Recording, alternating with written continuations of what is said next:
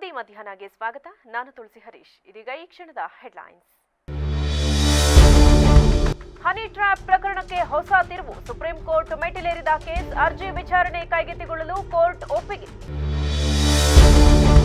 ರಾಜ್ಯದ ಜನತೆಗೆ ಮತ್ತೊಂದು ಬಿಗ್ ಶಾಕ್. ಹಾಲಿನ ದರ ಏರಿಕೆ. ಇಂದು ಸಿಎಂ ಸಭೆಯಲ್ಲಿ ನಿರ್ಧಾರ ಸಾಧ್ಯತೆ.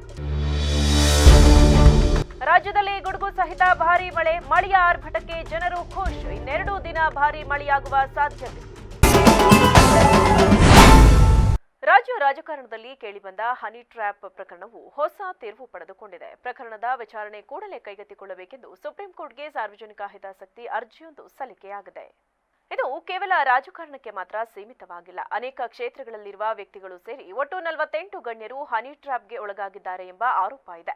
ಹೀಗಾಗಿ ನಾವು ಸಲ್ಲಿಸುತ್ತಿರುವ ಸಾರ್ವಜನಿಕ ಹಿತಾಸಕ್ತಿಯನ್ನ ಗಂಭೀರವಾಗಿ ಪರಿಗಣಿಸಬೇಕು ಎಂದು ಪಿಐಎಲ್ ಸಲ್ಲಿಸಿದ್ದ ವ್ಯಕ್ತಿ ಸುಪ್ರೀಂ ಕೋರ್ಟ್ಗೆ ಮನವಿ ಮಾಡಿಕೊಂಡರು. ಗಂಭೀರವಾಗಿ ಪರಿಗಣಿಸಿರುವ ನ್ಯಾಯಮೂರ್ತಿ ಖನ್ನಾ ನೇತೃತ್ವದ ಪೀಠ ವಿಚಾರಣೆ ನಡೆಸಲು ಒಪ್ಪಿಕೊಂಡಿದೆ. ಸೋಮವಾರ ಮಧ್ಯಾಹ್ನ 2:30 ನಂತರ ಅರ್ಜಿ ವಿಚಾರಣೆ ಸಾಧ್ಯತೆ ಇದೆ. ಒಂದು ವೇಳೆ ಇಂದು ವಿಚಾರಣೆ ನಡೆಯದಿದ್ದರೆ ಮಂಗಳವಾರ ಸುಪ್ರೀಂ ಕೋರ್ಟ್ ಪ್ರಕರಣವನ್ನ ಕೈಗೆತ್ತಿಕೊಳ್ಳಲಿದೆ. ಇತ್ತೀಚೆಗೆ ಕರ್ನಾಟಕದಲ್ಲಿ ಬಜೆಟ್ ಅಧಿವೇಶನ ನಡೆದಿತ್ತು. ಈ ಕಲಾಪದಲ್ಲಿ ಸಚಿವ ಕೆಎನ್ ರಾಜಣ್ಣ ತಮ್ಮ ಮೇಲೆ ಹನಿ ಟ್ರ್ಯಾಪ್ಗೆ ಯತ್ನ ನಡೆದಿರುವ ಬಗ್ಗೆ ಆರೋಪಿಸಿದ್ದರು. ಇದು ಗುರುತರ ಆರೋಪ ಅಂತ ನಾನು ಅಂದುಕೊಳ್ಳುತ್ತೇನೆ. ತುಮಕೂರಿನ ಇಬ್ಬರು ಸಚಿವರು ಹನಿ ಟ್ರ್ಯಾಪ್ನಲ್ಲಿ ಸಿಕ್ಕಿ ಹಾಕಿಕೊಂಡಿದ್ದಾರೆ ಎಂದು ಹೇಳ್ತಿದ್ದಾರೆ. ಈ ಬಗ್ಗೆ ಏನೇನೋ ಕಥೆಗಳು ಬರುತ್ತಿವೆ. ತುಮಕೂರಿನಲ್ಲಿ ನಾನೊಬ್ಬ ಇದ್ದೇನೆ, ಡಾಕ್ಟರ್ ಪರಮೇಶ್ವರ್ ಕೂಡ ಇದ್ದಾರೆ. ನಾವಿಬ್ಬರೇ ಅವರ ಉದ್ದೇಶ ಅಂತ ನಾನು ಅಂದುಕೊಳ್ತೇನೆ. ಸಿಡಿ ಮಾಡೋದು, ಪೆನ್ ಡ್ರೈವ್ ಮಾಡೋದು ನಾನು ನಿಮ್ಗೆ ಹೇಳ್ತೇನೆ. ನನಗೆ ಇರುವ ಮಾಹಿತಿ ಪ್ರಕಾರ ಸುಮಾರು 48 ಜನಗಳು ಇದ್ದಾರೆ. ಕೆಲವರು ಕೋರ್ಟ್ ಮುಖಾಂತರ ಸ್ಟೇ ತಂದುಕೊಂಡಿದ್ದಾರೆ. ಇದು ರಾಜ್ಯಕ್ಕೆ ಸೀಮಿತವಾಗಿಲ್ಲ. ರಾಷ್ಟ್ರಮಟ್ಟದ ನಾಯಕರ ಹೆಸರಲ್ಲೂ ಸಿಡಿಗಳಿವೆ. ನಾನು ಲಿಖಿತ ದೂರು ನೀಡಿದ್ದೇನೆ. ಗೃಹ ಸಚಿವರು ಅದರ ಬಗ್ಗೆ ತನಿಖೆ ಮಾಡಿಸಬೇಕು ಎಂದು ಸದನದಲ್ಲಿ ಆಗ್ರಹಿಸಿದರು. ರಾಜ್ಯ ಸರ್ಕಾರ ಉಚಿತ ಗ್ಯಾರಂಟಿಗಳನ್ನು ಘೋಷಿಸಿ ಅದರಲ್ಲಿ ಕೆಲವೊಂದನ್ನ ನೀಡುತ್ತಲೂ ಇದೆ. ಆದರೆ ಯಾವಾಗ ಗ್ಯಾರಂಟಿ ಅನುಷ್ಠಾನಕ್ಕೆ ಬರುತ್ತೋ ಆಗಿನಿಂದ ಜನರ ಮೇಲೆ ದರ ಏರಿಕೆಯ ಬರೆ ಹಾಕುತ್ತಲೇ ಇದೆ. ಇದೀಗ ಹಾಲಿನ ದರ ಹೆಚ್ಚಳ ಮಾಡಲು ಸರ್ಕಾರ ಮುಂದಾಗಿದೆ ಎಂದು ಉನ್ನತ ಮೂಲಗಳು ತಿಳಿಸಿವೆ. ಈ ಸಂಬಂಧ ಸೋಮವಾರ ಸಿಎಂ ಸಿದ್ದರಾಮಯ್ಯ ಸಭೆ ಕರೆದಿದ್ದಾರೆ. ಕೆಎಂಎಫ್ ಅಧ್ಯಕ್ಷ ಭೀಮಾ ನಾಯಕ್ ಹಾಗೂ ಜಿಲ್ಲಾ ಹಾಲು ಒಕ್ಕೂಟದ ಅಧ್ಯಕ್ಷರು ಸಂಬಂಧಪಟ್ಟ ಸಚಿವರೊಂದಿಗೆ ಸಭೆ ನಡೆಸಲಿದ್ದು ಹಾಲಿನ ದರ ಏರಿಕೆ ಬಗ್ಗೆ ಚರ್ಚಿಸುವ ಸಾಧ್ಯತೆಗಳಿವೆ. ಮೇವು, ಆಹಾರ, ಕೂಲಿ ಸೇರಿ ಇತರೆ ಖರ್ಚುಗಳು ಹೆಚ್ಚಾಗುವುದರಿಂದ ಪ್ರತಿ ಲೀಟರ್ ಹಾಲಿಗೆ 5 ರೂನಂತೆ ದರ ಹೆಚ್ಚಳ ಮಾಡಲು ವಿವಿಧ ಹಾಲು ಒಕ್ಕೂಟಗಳು ಪಶುಸಂಗೋಪನೆ ಸಚಿವ ವೆಂಕಟೇಶ್ ಅವರಿಗೆ ಒತ್ತಾಯಿಸಿದ್ದವು. ಈ ಹಿನ್ನೆಲೆ ದರ ಹೆಚ್ಚಳ ಪ್ರಸ್ತಾಪವಾಗಿದ್ದು ಸರ್ಕಾರದ ಅನುಮತಿ ಬಾಕಿ ಇದೆ.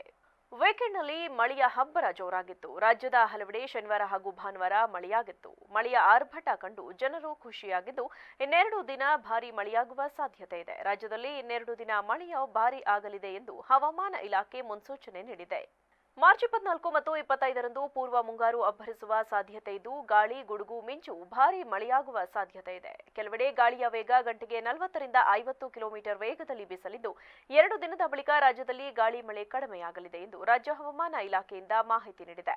ಬಳ್ಳಾರಿ, ವಿಜಯನಗರ, ಯಾದಗಿರಿ, ಬಳ್ಳಾರಿ, ಕೊಪ್ಪಳ, ರಾಯಚೂರು, ಹಾಸನ, ದಕ್ಷಿಣ ಕನ್ನಡ, ಕೊಡಗು, ರಾಮನಗರ, ಚಾಮರಾಜನಗರ ಜಿಲ್ಲೆಗಳಲ್ಲಿ ಮಳೆಯಾಗುವ ಸಾಧ್ಯತೆ ಇದ್ದು ಕೆಲವೆಡೆ ಗಾಳಿಯ ವೇಗ ಗಂಟೆಗೆ 40ರಿಂದ 50 ಕಿಲೋಮೀಟರ್ ವೇಗದಲ್ಲಿ ಬೀಸಲಿದೆ. ಯಾದಗಿರಿ, ರಾಯಚೂರು, ಕೊಪ್ಪಳ, ಕಲಬುರಗಿ, ಹಾವೇರಿ, ಗದಗ್, ಬೀದರ್, ಉಡುಪಿ, ದಕ್ಷಿಣ ಕನ್ನಡದಲ್ಲೂ ಇನ್ನೆರಡು ದಿನಗಳ ಕಾಲ ಮಳೆಯಾಗುವ ಸಾಧ್ಯತೆ ಇದೆ. ಆನೇಕಲ್ ತಾಲೂಕಿನ ಪ್ರತಿಷ್ಠಿತ ಹುಸ್ಕೂರು ಮುದ್ದೂರಮ್ಮ ಜಾತ್ರೆಯಲ್ಲಿ ತೇರು ಉರುಳಿ ಬಿದ್ದ ದುರಂತದಲ್ಲಿ ಗಾಯಗೊಂಡಿದ್ದ ಯುವತಿಯೊಬ್ಬಳು ಭಾನುವಾರ ಮೃತಪಟ್ಟಿದ್ದು ಇದರೊಂದಿಗೆ ಘಟನೆಯಲ್ಲಿ ಮೃತರ ಸಂಖ್ಯೆ 2ಕ್ಕೆ ಏರಿಕೆಯಾಗಿದೆ.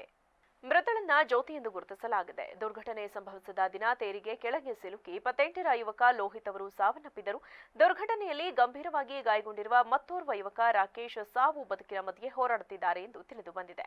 ಮಧುರಮ್ಮ ಜಾತ್ರೆಗೆ 200 ವರ್ಷಗಳ ಇತಿಹಾಸವಿದೆ. ಟ್ರ್ಯಾಕ್ಟರ್ ಹಾಗೂ ನೂರಾರು ಎತ್ತುಗಳ ಮೂಲಕ ಎಳೆದು ತರುವ ಹೆಸರಾಂತ ಜಾತ್ರೆ ಇದು. ಪ್ರತಿಷ್ಠೆಗೆ ಅತಿ ಎತ್ತರ ಏರು ಕಟ್ಟಿ ಎಳೆದು ತರುವ ಜಾತ್ರೆ ನೋಡಲು ಲಕ್ಷಾಂತರ ಜನ ಆಗಮಿಸುತ್ತಿದ್ದರು. ಗಾಳಿ ಸಹಿತ ಮಳೆಯಿಂದಾಗಿ ಆಯತಪ್ಪಿ ತೇರು ಬಿದ್ದಿದೆ. ಘಟನೆ ವೇಳೆ ತೇರಿನಲ್ಲಿ ಇದ್ದ ಹಲವರಿಗೂ ಗಾಯಗಳಾಗಿವೆ. ಕಳೆದ ವರ್ಷ ಹೀಲಲಿಗೆ ತೇರು ಬಿದ್ದಿತ್ತು. ಗಾಳಿ, ಮಳೆ ಹೆಚ್ಚಾಗಿ ಸುರಿದ ಹಿನ್ನೆಲೆ ಮತ್ತೆ ಅವಘಡ ಸಂಭವಿಸಿದೆ. ಇನ್ನು ಮೃತ ಜ್ಯೋತಿ ತನ್ನ ತಾಯಿ ಗಂಗಮ್ಮನೊಂದಿಗೆ ಜಾತ್ರೆಯಲ್ಲಿ ಗೊಂಬೆ ಮಾರಾಟ ಮಾಡಲು ಬಂದಿದ್ದಳು ಎಂದು ತಿಳಿದು ಬಂದಿದೆ. ಶನಿವಾರ ಗಾಳಿ ಸಮೇತ ಮಳೆ ಬೀಳಲು ಶುರುವಾದಾಗ ತಾಯಿ ಗೊಂಬೆಗಳನ್ನ ಮತ್ತೊಂದು ಮಳಿಗೆಗೆ ಸ್ಥಳಾಂತರ ಮಾಡಲು ತೆರಳಿದ್ದರು. ಆ ಸಂದರ್ಭದಲ್ಲಿಯೇ ತೇರು ಮಳಿಗೆಯಲ್ಲಿದ್ದ ಜ್ಯೋತಿ ಮೇಲೆ ಉರುಳಿ ಬಿದ್ದಿದೆ. ಗಂಭೀರವಾಗಿ ಗಾಯಗೊಂಡಿದ್ದ ಜ್ಯೋತಿಯನ್ನ ಆಸ್ಪತ್ರೆಗೆ ದಾಖಲಿಸಲಾಗಿತ್ತು. ಆಂಧ್ರಪ್ರದೇಶದ ಹಿಂದೂಪುರದ ಈ ಕುಟುಂಬ ಕೆಲವು ವರ್ಷದಿಂದ ಕೆಂಗೇರಿಯಲ್ಲಿ ವಾಸವಿತ್ತು. ಗಂಗಮ್ಮನಿ 3 ಮಕ್ಕಳಲ್ಲಿ ಜ್ಯೋತಿ 2ನೇಯವಳು.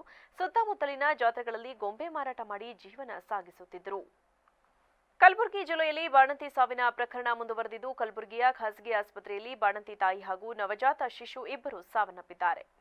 ಸಭಾ ಪರ್ವೀನ್ ಎನ್ನುವ ಬಾಣಂತಿ ಸಾವನ್ನಪ್ಪಿದ್ದು, ಆಕೆಯ ನವಜಾತ ಶಿಶು ಕೂಡ ಮೃತಪಟ್ಟಿದೆ. ಕಲಬುರಗಿ ನಗರದ ಎಂಎಸ್ಕೆ ಮಿಲ್ ಬಡಾವಣೆಯಲ್ಲಿರುವ ಖಾಸಗಿ ಆಸ್ಪತ್ರೆಯಲ್ಲಿ ಭಾನುವಾರ ರಾತ್ರಿ ಘಟನೆ ನಡೆದಿದೆ. ಭಾನುವಾರ ಸಂಜೆಗೆ ಹೆರಿಗೆಗಾಗಿ ಸಭಾ ಪರ್ವೀನ್ ಅವರನ್ನ ಕುಟುಂಬಸ್ಥರು ಆಸ್ಪತ್ರೆಗೆ ಕರೆತಂದಿದ್ದರು. ಆದರೆ ಹೆರಿಗೆಗೂ ಮುನ್ನ ಗರ್ಭದಲ್ಲಿಯೇ ಮಗು ಸಾವನ್ನಪ್ಪುವ ಸಾಧ್ಯತೆ ಇದೆ ಎಂದು ವೈದ್ಯರು ತಿಳಿಸಿದರು.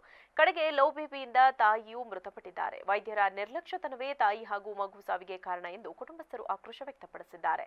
ಆಕ್ರೋಶಗೊಂಡ ಕುಟುಂಬಸ್ಥರು ಆಸ್ಪತ್ರೆಯಲ್ಲಿ ದಾಂಧಲೆ ನಡೆಸಿದ್ದು, ಆಸ್ಪತ್ರೆ ಗಾಜು ಪುಡಿ ಮಾಡಿ ಪೀಠೋಪಕರಣ ಧ್ವಂಸಗೊಳಿಸಿದ್ದಾರೆ. ಆರ್ಜಿನಗರ ಪೊಲೀಸರು ಸ್ಥಳಕ್ಕೆ ಧಾವಿಸಿ ಪರಿಸ್ಥಿತಿ ನಿಯಂತ್ರಿಸಿದ್ದಾರೆ. ಫೋಟೋಶೂಟ್ ಮಾಡುವಾಗ ಯುವಕನೋರ್ವ ಕಾಲು ಜಾರಿ ಕಟ್ಟೆಗೆ ಬಿದ್ದು ನೀರಿನಲ್ಲಿ ಮುಳುಗಿ ಸಾವನ್ನಪ್ಪಿರುವ ಘಟನೆ ಹಾಸನ ತಾಲೂಕಿನ ಹಾಲುವಾಗಿಲು ಗ್ರಾಮದಲ್ಲಿ ನಡೆದಿದೆ.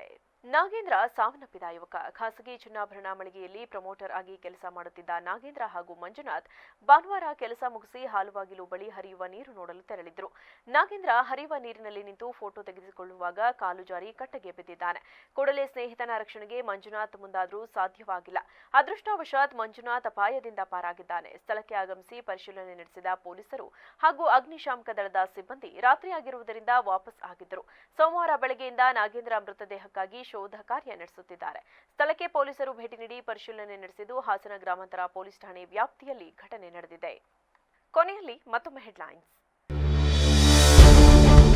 ಹನಿ ಟ್ರ್ಯಾಪ್ ಪ್ರಕರಣಕ್ಕೆ ಹೊಸ ತಿರುವು. ಸುಪ್ರೀಂ ಕೋರ್ಟ್ ಮೆಟ್ಟಿಲೇರಿದ ಕೇಸ್, ಅರ್ಜಿ ವಿಚಾರಣೆ ಕೈಗೆತ್ತಿಕೊಳ್ಳಲು ಕೋರ್ಟ್ ಒಪ್ಪಿಗೆ. ರಾಜ್ಯದ ಜನತೆಗೆ ಮತ್ತೊಂದು ಬಿಗ್ ಶಾಕ್. ಹಾಲಿನ ದರ ಏರಿಕೆ ಇಂದು ಸಿಎಂ ಸಭೆಯಲ್ಲಿ ನಿರ್ಧಾರ ಸಾಧ್ಯತೆ. ರಾಜ್ಯದಲ್ಲಿ ಗುಡುಗು ಸಹಿತ ಭಾರೀ ಮಳೆ. ಮಳೆಯ ಆರ್ಭಟಕ್ಕೆ ಜನರು ಖುಷ್. ಇನ್ನೆರಡು ದಿನ ಭಾರೀ ಮಳೆಯಾಗುವ ಸಾಧ್ಯತೆ. ಕ್ಷಣ ಕ್ಷಣದ ಸುದ್ದಿಗಾಗಿ ನೋಡ್ತಾ ಇರಿ ವಿವಿಸಿ ಟಿವಿ. ಇದು ಜನರ ಧ್ವನಿ. ಸತ್ಯದ ಕಡೆ ನಮ್ಮ ನಡೆ.